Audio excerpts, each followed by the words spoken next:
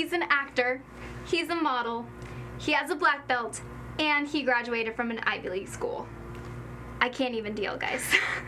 We have Rich Ting in the studio right after this. You're tuning into the destination for TV superfan discussion, AFTERBUZZ TV. And now, let the buzz begin. Hi, AfterBuzzers. You're watching Mini Spotlight, where we highlight rising stars in music, TV, and film. I'm your host, Amy Cassandra Martinez, and you can find me on all social media at Amy Cassandra MTZ. And I'm joined by quadruple threat, Rich Ting. We're gonna get started with your social media handles because I can't even talk about everything that you've been able to accomplish in 2 seconds. So go ahead and tell everyone where they can find you. Okay, well first, hello everyone. I'm Rich Ting, and I am on Instagram, Facebook, and Twitter at richtingworld.com, or richtingworld, sorry. That's awesome. Yay! Okay, so I did a lot of digging on you to make sure that I was very prepared. So first thing, yes, you're an actor. Yes. You're also a model. Yes. You have a black belt in a few different, what would you say? I'd say my foundation is in Taekwondo, but then I've branched out to multiple other forms, including Wing Chun and Jeet Kune Do as well throughout the years, just to kind of keep it spicy and keep it active, you know what I mean? I mean, you certainly do that. And then you also graduated from an Ivy League school with what? I went to Yale University. I was able to play collegiate football there as well, and graduated with a humanities history major. So that was fun, actually. Really? Yes, it was. I obviously had to do my pre-med requirements, was a parental requirement, let's say, but actually fell in love with the humanities and especially history, and it was something I didn't know about prior to going to college, and I kind of found my path there, so to speak, and that kind of fueled me to pursue other things with the postgraduate career. One of them being acting. Yes. How? How did you get from there to here? Well, I think as a child growing up, first, I'm fourth generation Asian American. So my grandparents were actually born in Oakland and Los Angeles. And that being said, you know, growing up as an Asian American in our household, my parents didn't speak any other languages besides English. And so when I would watch television, I'd watch TV, film, whatever it was, you know, that was when Bruce Lee's films were out there, all, you know, the early Jackie Chan movies and stuff like that. And, you know, as a kid, all my friends on my various athletic teams, you know, they had role models and idols they could relate to, whether it was ethnically or racially or just personally. They could be like, hey, I like this guy, he looks like me, and I want to be like him, you know. So, and for me, you know, besides Bruce Lee, which, you know, he's a legend of himself and, you know, the greatest martial artist of all time, there wasn't an Asian American leading man that I could watch and be like, oh wow, like that's me, like that's so cool, you know. And I remember just thinking, where am I?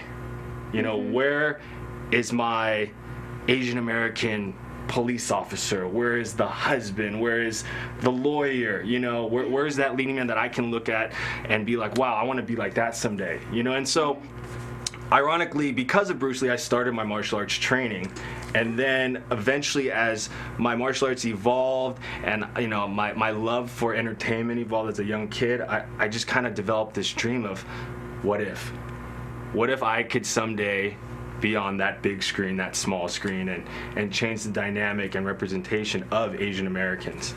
So that's kind of how it got born. Well, geez, that's really cool. That's awesome. Okay, now you do have 2 big projects going on. Yes. Right at the time. Okay, so both start with W. They're different guys. Waco and Warrior. So let's get started with Waco first. Okay. Who do you play and what's that about? Waco is a TV miniseries on the Paramount Networks, premiering actually on January 24th in 2018. I play Lon Horiuchi, who was and still is.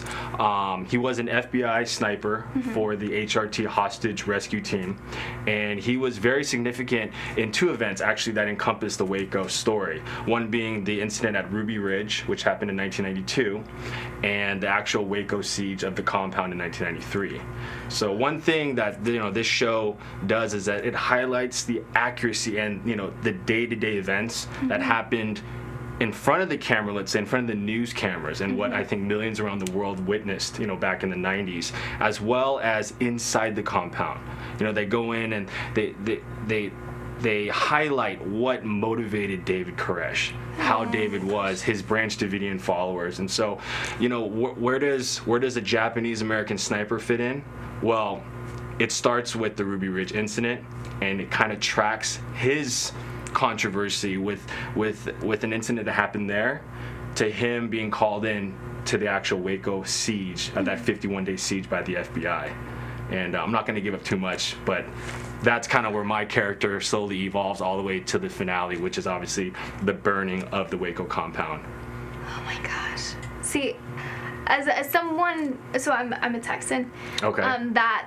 That whole event was just so, I mean, I wasn't born yet at the time, but Texas history, they teach us that. It's just, how did you prepare for that role? Did you watch a bunch of news tapes, or how? Yeah, well, you know, one thing, throughout my career as an actor, I've actually had 2 opportunities right now to play real life characters. One being, ironically, Taylor Kitsch in Waco plays the lead of David Koresh.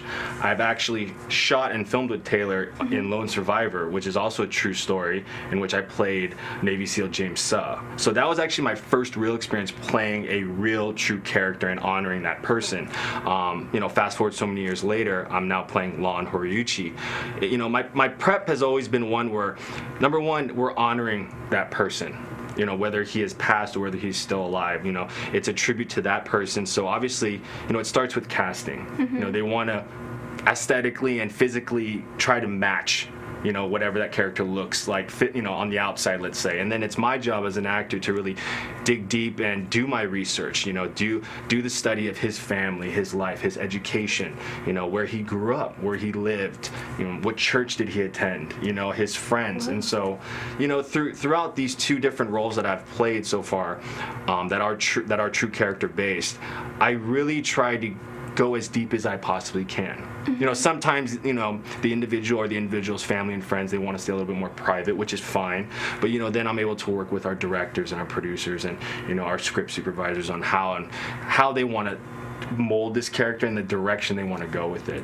So for this role, you know, it was a lot of research, and just a lot of discussion, and you know, I like to look at photos and live video of the past to really get that feel. And I can't say enough about our director, John Dowdo, who basically coached me along the way, and it was just a real excellent, easy shoot for me, to be honest. Wow. So, well, and it sounds like a very like you guys really did your research for this. So. Oh, it's phenomenal, and I can't wait until viewers are able to actually see the dialogue that Taylor gives.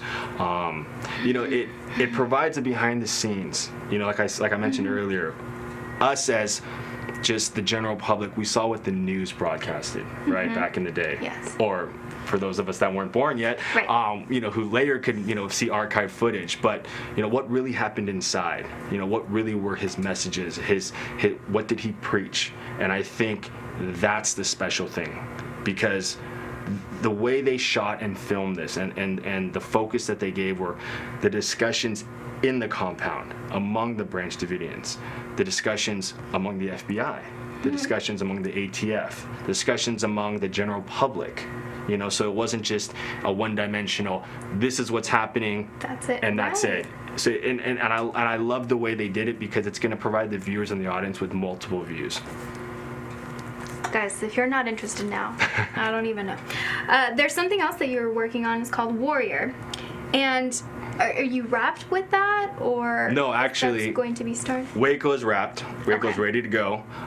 Warrior is a 10-episode series on HBO Cinemax. Okay. We've shot the pilot in October, and I'm actually leaving back to Cape Town, South Africa, in 2 weeks to shoot episodes 2 through 10. We'll see. I was gonna ask you, shooting over there, how cool. I've never really been in that area. What was that like for you? Honestly, words can't describe it. I mean, what I tell my friends and family that asked is, you know, luckily throughout my career, I've been able to shoot in all these amazing locations. And obviously before I go, people find out and they're like, oh my gosh, you're gonna love this, you're gonna love that. And, you know, and not to say I don't believe them, but I always like to experience it first, you know, and then kind of give my evaluation on, okay, what's good, what's bad, you know, how's the food, how are the people, how's the beaches, how's the environment. With Cape Town, Okay. okay, Give it with to us. Cape Town, South Africa, no matter how positive or how amazing people told me it was, when I got there, it was better. Oh, good. So it's the first time it's happened. I'm talking, North America to Asia to Europe. Like, it's the first time this has happened, and I can't say enough about the food. I mean, they have everything from Mediterranean cuisine to Japanese sashimi. Everywhere you go, and it's fresh and it's amazing, and then if you want a burger, they have the best burgers, and if you want a steak, they have the best steak, and then one thing that I'm really into is like the energy of the geographic actual location, right? And one of the 7 wonders known as Table Mountain is right in it's right there in Cape Town, and the distance from this mountain to the ocean is so close that there's this amazing energy that you just get being in this environment. And I really think it influences the people there, because the people are some of the nicest people. They're so welcoming. I mean, it's only been, I think, 27 years or something after apartheid, happened, and just to see the unity of the people there, of all the ethnicities and the races, and it's so hard to comprehend all the levels of diversity, of unity, of continuity. You know what I mean? It's overwhelming, to say the least. We're there for a month. I tried to experience as much as I could, but there's so much more to explore, and that's why I'm so excited to go back. Oh my gosh. Well, and we're so excited to see you in Waco and then in Warrior once that wraps up. I wish we could keep talking to you, but we run out of time, so you will have to come back Definitely. later, okay? Definitely. It's in video, and now it's gonna happen. Okay. Engineer says yes. Just kidding. But thank you so much for joining us. Where can everyone find you on social media? Yes. Well, first, thank you for having me. It's been a pleasure being here. It's so much fun. Social media. I'm on Rich Ting World on Instagram, Facebook, and Twitter. Perfect. And we will for sure see you again. You'll have to come back once you're done with Warrior, and then you'll tell us more about Cape Town. Cape Town, yes. And all amazing. the food. Oh my God, take lots of pictures. Okay? Oh, trust me, Please. I will. I will. We're gonna live through you. I like to show my friends and let them live vicariously through me. So. Perfect. Perfect. Thank you guys so much for watching. I'm your host, Amy Cassandra Martinez, and you can find me on all social media at Amy Cassandra MTZ. See you guys next time. From executive producers Maria Menounos, Kevin Undergaro, Phil Svitek, and the entire AfterBuzz TV staff, we would like to thank you for listening to the AfterBuzz TV network. To watch or listen to other after shows and post comments or questions, be sure to visit AfterBuzzTV.com. I'm Sir Richard Wentworth, and this has been a presentation of AfterBuzz TV. Buzz you later.